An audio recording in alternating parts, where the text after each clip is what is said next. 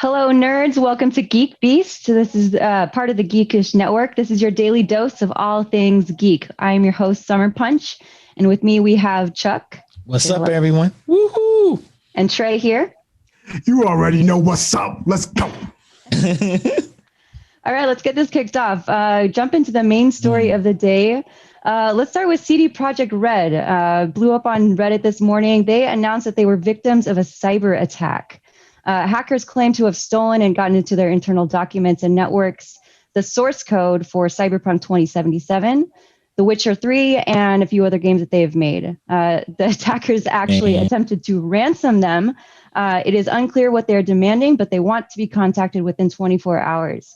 Or 48 hours, I'm sorry. Chuck, what do you think? Man, I think this is nuts. This company cannot win. They're on the losing streak. I mean, they're defeated this whole last year and this year. They're completely defeated. They stole the source code. That's like all the cheat codes you could ever want.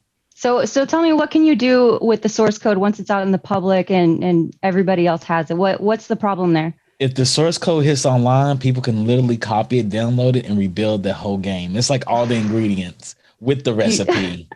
Do you think they'll build it better than CD Projekt Red did it? Probably so. Need some help. Probably so. I think we'll see a bunch of break-off games come out of all kinds of countries that are similar to Cyberpunk. They'll be like Steampunk 2047. There'll be all kinds of interesting games. I can't wait. It's gonna be. I hope they get their code back because people work years on that code. Yeah, so. I mean, they worked hard in the game. Maybe not a little hard enough, but I mean, it's safe to say Cyberpunk 2077 got cyberpunked. Guys, good one there. Good one there. That's how you did there. Good. Thank you. Okay. If there is any good thing though that can't come out of this, though, if there is any good thing, you can't tell me this doesn't sound like some kind of movie with stuff blowing up, man. Like we had The Social Network by Finch. Like this sounds like something around that block, like with somebody an elite task of hackers holding the world's most wanted game hostage, and they're not going to give it up unless they get, 1 million Bitcoins. I want to see the movie, Finch. Yeah, come in on that. I mean, it's more of real life being crazier than what we would think, right? It's just they're actually getting ransomed. They're being trolled by pirates, like internet pirates. Like this is just, so wild. This is real, guys. This is actually happening. 2021 is an interesting year already. Real cyber pirates. That's you know what's going to happen? Everybody else is going to make sure their code is locked down. Yeah, people are going to make sure all their code is locked down. Yeah, screwed over. Yeah, you're right. They just can't catch a break right now. It's interesting. Well, to every other studio out there, lock down your code. I mean, because this lets you know it can happen. Since we all work remotely these days, it can happen. Yeah. Like I just want to know what they want to know, because they didn't put in the ransom note what they actually wanted in return. They're just saying ransom note. There's like a literal ransom note, like you've been owned, like exclamation point, exclamation point, 11 exclamation point. Yo, they sent a video and they was like, I'm captain now. I'm captain now. Yes, I'm captain. That is it. It's going to be interesting what happens after all this, fans out. Like, was this an inside job? This is like Ocean's 13 for hackers. Yeah, I don't know how they're going to climb out of this one. This, with all of the development updates and patches being sent to the game, and just, I don't know, the horrible rollout of last year. They're in the pits right now. Not doing well. This year isn't getting any better. But in some exciting news, Powerpuff Girls live action. It's happening. I'm personally so excited about this. What do you think, Trey? Live action Powerpuff Girls. I want to see how this translates, because I gotta see who they cast for it. And then not only that, we gotta really discuss the importance of these powers. Like, I want to see some real world destruction with these little girls. I'm hoping and praying that they get like some real little girls for this. Not somebody grown and established. I want some little tiny badasses. And then of course, I got to get some Mojo Jojo. There's got to be Mojo Jojo. Look at you. It's going to be interesting because they have Ava DuVernay. She's on it. She's attached to it, right? I think so. Yeah. And she's got the Midas touch. That's the director, right, Charles? Yeah, she's the director. She's the director. Yeah. And what has she done in the past? Oh man, 13. 13 was great. What's the Oprah movie she did? Well, she did the one with the Marshall Selma. Oh my gosh, with Dr. King. Yeah, she did Selma. Selma. Yeah, she did Selma. And then she just recently did a really big project with Disney that kind of flopped a little bit. It wasn't The Lion, the Witch, and the Wardrobe. Oh my God. Yeah, she's done a lot of movies. Yeah. Like she's cut her teeth. She's ready. Yeah, she's there. It sounds like she can be trusted. Yes. I would love it better if it was Robert Rodriguez, but you can't win them all. He does great children's movie. Chalkboard Lava Girl was amazing. Okay, I feel like I want a woman for directing the Powderpuff Girls. Yeah. I mean, just just me. That's just me. Absolutely. I feel like that makes sense. Yeah, it does. It does. Definitely. I just want it to be tough, though. I want them to be really tough. They better be. Yeah, better be kicking ass. I wonder who they cast for the characters. Yes. I'm open for the role of Blossom. That was always me. Okay, look at you. But if they don't consider me, then I don't know any other actresses out there that you guys would like to see cast in those roles. Man, I just want a bunch of 8-year-old girls. They got to be young. And initially, if they did this like 4 years ago, the young lady that played Seven in Stranger Things. Bobby Brown, Millie Bobby Brown. Right, Bobby Brown. She's great. Kind of fun to watch. I think she's a little too old for this now. She's too old now. She's kick-ass. She'd do great. Okay, so we also have the first official look of The Joker by Jared Leto. What do you guys think? Go on, Trey, because I got to say about this. Go ahead. All right, if you know me, I think Jared Leto is the weakest Joker out of all of them. Clowns. Okay, hot take. Explain yourself. All right, because first of all, Suicide Squad was just meh to begin with, and then you bring a meh Joker on top of it. Okay, wait. I have to jump in there. I have to say, though, the best thing about Suicide Squad was the dynamic between him and her, though. Right? Between Jared Leto and what's her face? You know who I'm talking about. Margaret Robbie. Yeah. But see, maybe, look, this is what I'm going to say. If you have not seen the Harley Quinn series, it's on HBO Max. Mm-hmm. Watch that. And I promise you will feel totally different about Jared Leto relationship. But, okay. But I'm going to give Jared Leto his props, or whoever it was, the photographer was that came up with the concept, because the photographs look incredible. Like it's speaking a whole different kind of energies, a whole different vibe, and it's got me curious. Let me talk about this Joker now. Jared Leto as the Joker. So this Joker, I was so excited to see, because every tattoo was in honor of every battle with Batman. His teeth, they were golden diamonds that had Batman in them, because Batman knocked out his teeth. Like he's paying homage to the hero that couldn't kill him, because he knew they couldn't survive without each other. Like he was everything that Batman wasn't and everything that Bruce Wayne wasn't. He was the guy that came from the dirt who became the man, chasing after Bruce Wayne, not knowing Bruce Wayne is Batman. So I'm so excited about this Joker. He was like, look, every hero needs a villain, and I'm that villain. And every billionaire needs a villain, and I'm that guy's villain. I'm so excited about this Joker. You had no idea. It sounds like you got into every pixel analyzing. It's dope. Like off comic books, it was like stuff off comic books. He would say like things Batman would say to him when he fell off a building, had the building's address on. Like he's a badass Joker. I don't know. I don't know how you not like that Joker. Like fuck this dude. Bad meaning bad, not bad meaning good. Don't give me that. Don't give me that. All right. Wait. Well, Trey, then who would you rather see as a Joker instead? Then, if you're not excited about Jared Leto, what else do you want? I want somebody to grab a shovel and go dig up my man. Go. Heath Ledger. You see. Go dig up Heath, man. See. Okay. I'm with you there. I'll take Heath back. He's the only one. Man, when hopefully Jared Leto has some good lines and some more parts after just chasing after Margaret Robbie the whole entire movie, because no Joker should chase after Harley Quinn. Harley Quinn is a weapon of the Joker. I'm just saying. I'm just putting it out there. Come on. Okay. But you know what, though? I do like Jared Leto as an actor. His last rendition of the Little Things that came out, it was him acting against Denzel, my man Denzel, and he held his own. It's just too bad the story was horrible, but he actually did all right. You know, he was interesting to watch. So I respect him enough as an actor, just not as the Joker. That's not your wheelhouse, fam. We'll see, because he can play a madman. He can play a crazy madman. That's how we want the Joker to be. Really. He's great at being creepy. He's great at being creepy. Yeah, we want a creepy guy. Age? What's with that? I don't even know. He still looks good as a Joker. Johnny said, "Dig up Heath." # dig up Heath.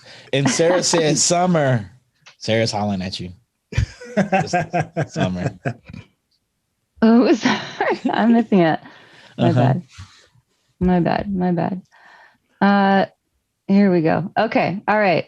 Speaking of superheroes, Tom Holland has confirmed that Andrew Garfield and Tobey Maguire will not be in the next Spider-Man film. What do you guys think of that? Are you so sad about this? I'm disappointed. What? Right, come on, man. Come on. Right. We don't want to see them. But you do in the context that it's going to be in. No, we don't. It's the context. But come on, like, you can't sit there and tell me you didn't like the Spider-Verse, right? And all the different types of Spider-Verse. I love the Spider-Verse, but last thing I want to see. Why would you not like that? Because I saw the third movie of both of those films, those trilogies, and they were horrible. And they were horrible Spider-Man by the third movie. We don't want to see that. I'm just saying, for them to hold the franchise by themselves, okay, yeah, maybe. But if you're bringing them in together as like a gimmick kind of thing, like they pop in and they do the Spider-Man point, and you look at me and I look at you thing, that's funny. That's funny. And now you took that from me, man. You know how like you get like you're hungry, you saw Tobey Maguire, he put on the Venom suit and he started dancing around like the Mask in the last movie. Man, don't be a hater. You gotta let this get in your bones, man. The Spider-Man joke. We don't get the point anymore. How are you not disappointed? Go, you can love it. Explain why you love it. I'm here. I'm listening. I'm here for you. Don't be like that. It would have been beautiful. Now it's taken from us. I had pizza in my mouth and now I can't eat pizza anymore. I'm disappointed. Is that you want to see those two old men pretend to act with Tom Holland over here? Yeah, I mean, because Toby might be a little old, right? He's got to be like in his 40s, right? Yes. Mm-hmm. Yes. He's a little older now, and he'll never recover from that dance scene. What the hell was that? I don't even know. Thank you. He thought he was in the Mask. He thought he was Jim Carrey. That was just so weird. I don't know. But maybe this is opening up space for other alternate Spider-Mans. Who knows? That's what I'm saying. Why don't they cast somebody to be Miles? That could be interesting. Well, if you're going to get an old Spider-Man, then recast Donald Glover as an old ass Miles. No, we don't want Donald Glover to be Miles. Why? Why not Donald Glover? He's too weird. No, we want somebody cool. Donald Glover does not exude cool. Are you just telling me that Donald Glover isn't cool? Take that back. What the fuck? He's not cool. He's talented. He's talented. I don't even know where to go with that. He's a weirdo. He's a weirdo. Let him be. I love him. He's the one that as a Miles. Yes. No. And first of all, he's like 45 years old. Yeah, and Miles is younger than Peter Parker. That's why I said old Miles.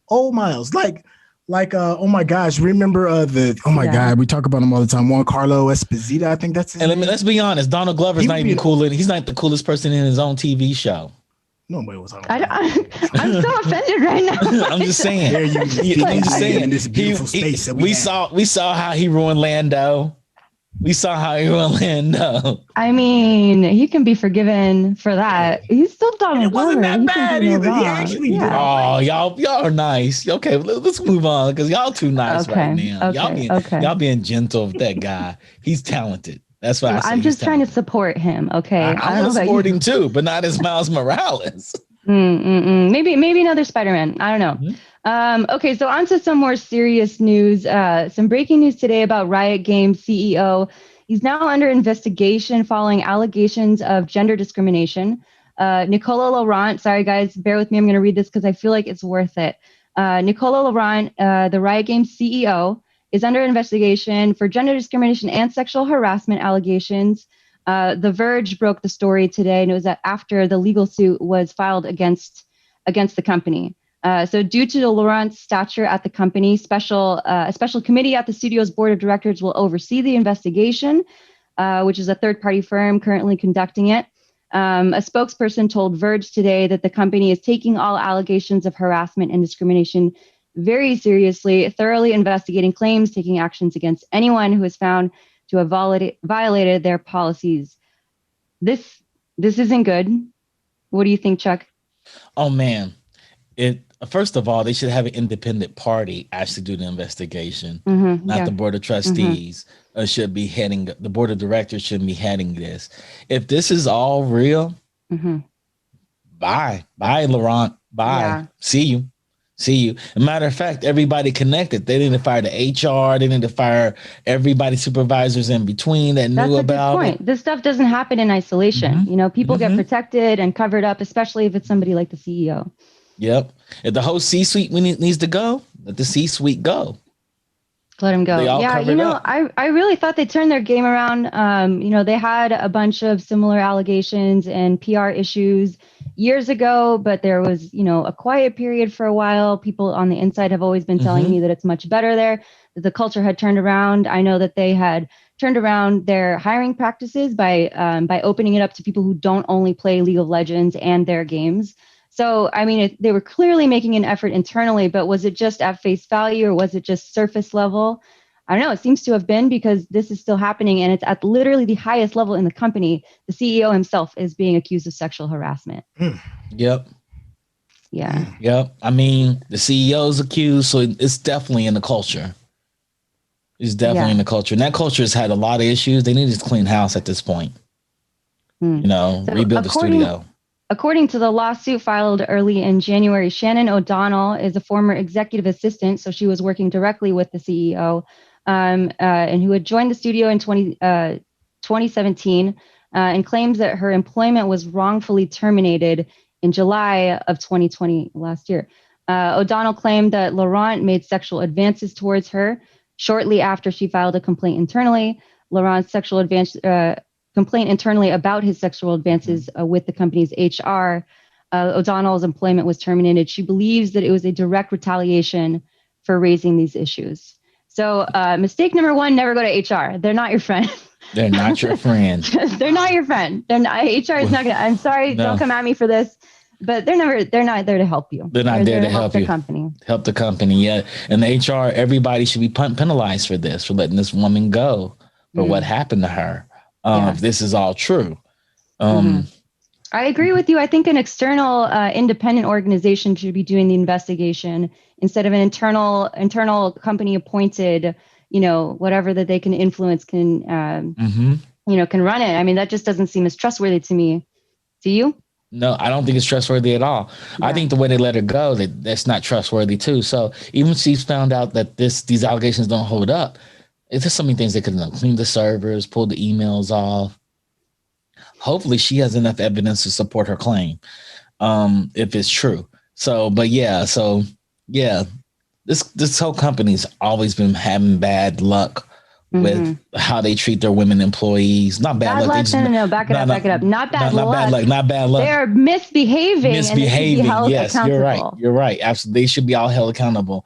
I mean, the women at this company are probably suffering. They're probably really quiet about a lot of things. And if this is the culture to be, I'm sure. Yep. Yeah. As a woman in gaming, you just know not to bring these kind of things up. You see it all the time. Yep. You hear about it at other companies all the time. It's just a bad look, you know, and especially this year after all of the Me Too incidents that came out, you know, maybe I was being too hopeful, but thinking that things had changed a little bit. I'm an optimist at my core, but then this stuff happens again. And, you know, it's just like, it's not Riot not catching a break. It's women, you know, women aren't catching a break. Women are having bad luck at Riot Games. And it's not even bad luck. It's just dealing with men that misbehaving, these childish ass men that are predatorial to the women that work with. She's the EA. She's his executive assistant. She's technically his right hand. She's the hand of the court. And he's actually making sexual advances at her. Then he fired her. That's gross. It is gross. Disgusting. It's disgusting. And the HR, everybody should be punished for this. Yeah. And I mean, think of how scary that must have been for her to bring these. And obviously everything will be played out and it will be investigated. But like, people don't just make these kind of allegations out of nowhere. They're not doing it for the attention, as opposed to like a lot of that kind of bullshit arguments that get thrown back and forth. It's not about that. This woman's reputation is obviously going to be tarnished by being in the media like this. And, you know, there's no real incentive there to do this. But you know what, she's doing. If she's being honest, which, you know, I have no reason to believe that she's not. she's doing a service to the rest of the women in the gaming industry. There's a reason why you don't see women at the top levels of leadership. A lot of minorities, employees of color. It's because they get pushed out for things like this, Like they try, they enter in, hiring is getting a little bit better, but for some reason, these people don't make their way to the top. And it's because of things like this, because they get pushed out for quiet reasons that they usually don't come forward about. And they get sexually harassed along the way. And that's just, it gets old, guys. It gets old. I wonder if Riot's going to put the CEO on leave. I don't know why they haven't. Like, that was my first thing. Like, why didn't they do it immediately? I wonder if they're going to put the CEO on leave. They clearly fired her right away. Ugh. Yeah, I wonder if they're going to put the CEO on leave. Yeah.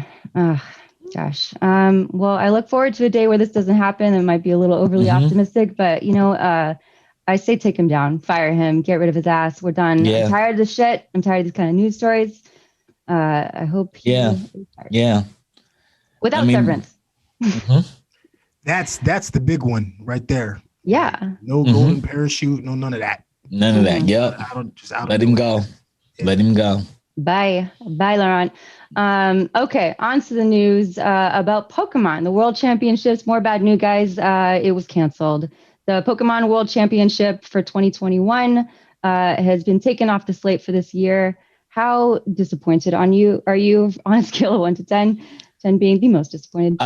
I'm not a super Pokemon fan, but I understand what this game means to so many people and how people prep for the World Championship Pokemon. I've watched enough Pokemon in the last couple of years that's like, okay, I get it. I get why there's a World Championship. I get there's a formula here that works. And it's an interesting game to watch people play. But the fact that they thought about having it in the middle of the pandemic is crazy to me. They tried. It seems like they gave it their best shot. But for the sake of our safety, probably the right call in the end. Bring us up to speed. What is the format of this Pokemon games? Because I know that there are a lot of different types of Pokemon games out there. Yes. So what happens is you get a team in a room and they select their 2 Pokemon and they battle against somebody else. And it's just let the Pokemon do their battle. So they select the attacks and stuff and the Pokemon actually battle each other. Okay, it's not like, it's kind of like an RPG. Okay. It's not like the game console or Switch. It's a whole different game. It's an online game. Okay. So it's a whole different type of game. So it's a competitive level. It's competitive level. So I don't understand, so it's only on that particular format, right? So there's no way that it can be done across the internet? It can be done on the internet. I'm surprised they didn't move it to the internet, but there's something special about when you have the people in the room looking at each other. I mean, it's like any fighting game tournament. But given these circumstances and the conditions of the world, are you just going to just throw the baby out with the bathwater? Like, okay, so if I'm not mistaken, like Pokemon is the second largest gaming franchise of all time, right? It's probably the first now. It's either 1 or 2. I don't know. Back up. It's not the first. It's not the largest gaming franchise. I would say Call of Duty is up there. Grand Theft Auto. Pokemon is not bigger than those. No. I'm talking about like overall value since value. Yeah, it has the most recognizable Pokemon's got 20 years on 30 on Grand Theft Auto. 30 years. Like it's like if I remember right, but gonna have to fact check you guys after this. Please do. It is. Well, except that it's a very big franchise. Yeah. Okay. Let's just say it's a very big franchise. So that just seems like a lot of money to just leave on the table. Well, I mean, the championships, they can have them again. They I mean, it's not like they're it's not the biggest part of Pokemon, right? The biggest part of Pokemon are the animated series and the games they have on Nintendo. Okay, so those are the bigger games. It's the different subsections under the Pokemon umbrella. Yes, but the Pokemon umbrella is what is. Okay, Pokemon's so big, it's called the Pokemon Company. Okay, and they had the most recognizable games. They even surpassed Mario in the recognizable characters. Yes, there are many subsections to the world of Pokemon. This is only disappointing the competitive Pokemon players. And also they do the competitive card game as well. Right. So the card game is competitively done at the World Championships too. So they bring all their competitions together. Even amongst us nerds, that sounds really. Amongst us nerds, you love it even more. Yeah. That's deep nerd right there. That's like D&D level nerd. Okay, so sorry guys, there's a lot of bad news today. Disney is closing Blue Sky Studios, creators of Ice Age franchise, and canceling their next film that they had upcoming. But now the studio, the film wasn't just canceled, but the studio itself is closing down. This is bad news. A lot of people are going to be losing their jobs. About 450 employees are going to be impacted by this. Yeah, this is really sad because animated movies are doing well right now. They're crushing it in the forethought of the world. Hopefully Blue Sky shuts down and Netflix is able to pick them up and create a whole new studio out of them. See, who knows? To it. That was going to be my big thing. I mean, just because Disney let go of them, there's a couple of other bigger platforms, well, not bigger platforms, but very large platforms that can pick up that slack, because some of that content is just going to be a shame to not see, continuations. Like Ice Age is one of those franchises that I've been a huge fan of. I mean, come on, man, I can't have any more Scrat. What? No.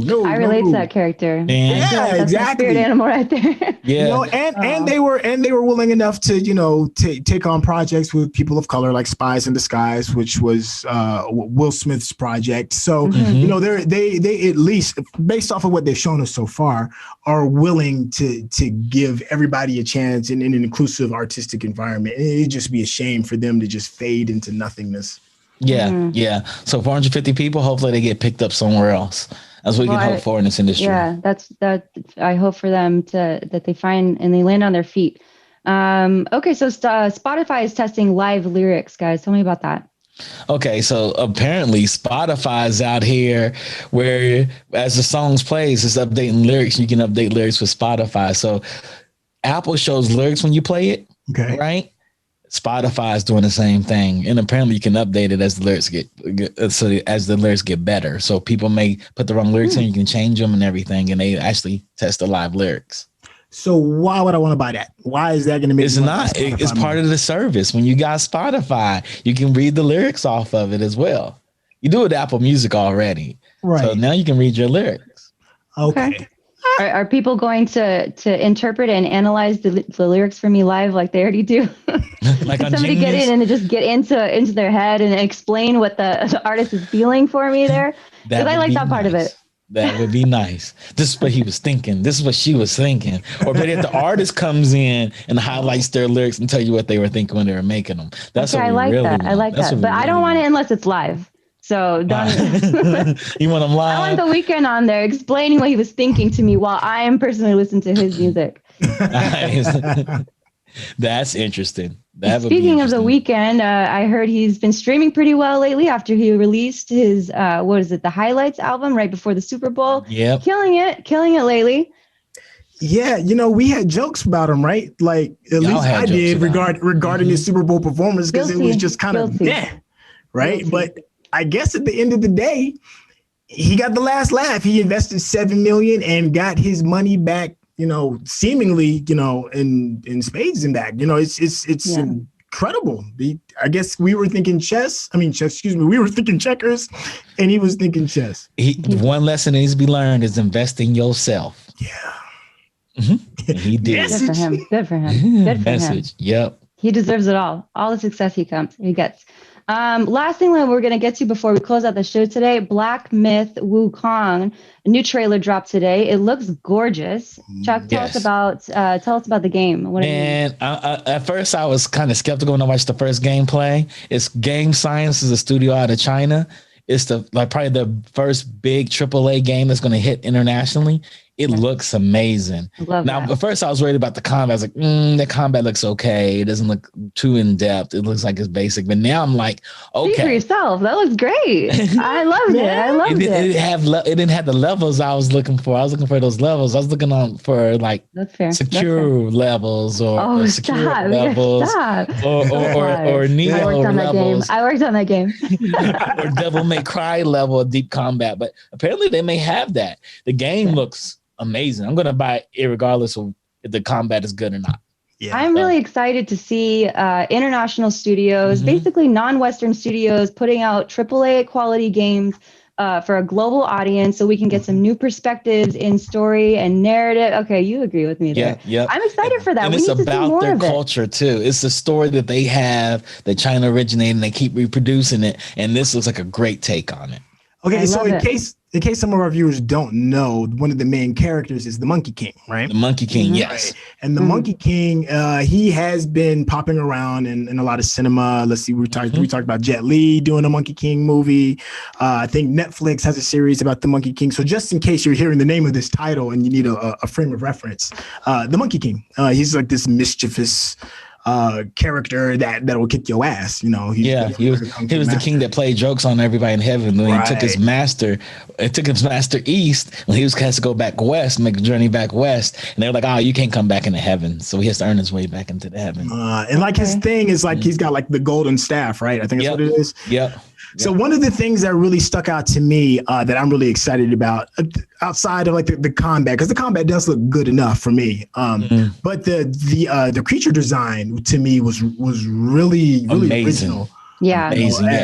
And I remember one of the titles that really got me with creature design way back in the day was when Gears of War first hit the scene, and we saw these weird lumbering creatures, big creatures that we'd never seen before. And when I saw that preview, I had that feeling a little bit. It's like, oh man, I get to fight something that I've never really seen before, like a whole new variation of this stuff. So very fantastical. I love it. I'm excited to see it. Okay, guys, well, that's a wrap today. Also, I figured out that who was chatting to me earlier was my little sister, Sarah. Get out of the chat. Oh, so embarrassed. Thanks for watching. What's up, little sis? You're always welcome. Come in anytime, Sarah. Don't listen to her. Come in anytime. Okay, thank you all for watching the show. That was GeekBeast, part of the Pan Geekery Network. The Geekish Network. The Geekish Network. Sorry, guys. It's the old names, the Pan Geekery Network, the Geekish Network. Okay, up next we have Binge Worthy. Is that right? On Wednesday. On Wednesday. Okay. All right. I think I'm reading yesterday's outro. Yeah. Guys, we're just going to cut it here. Thank you for watching. Thank you, guys. Thank you. Thank you all for coming in. Bye. Peace.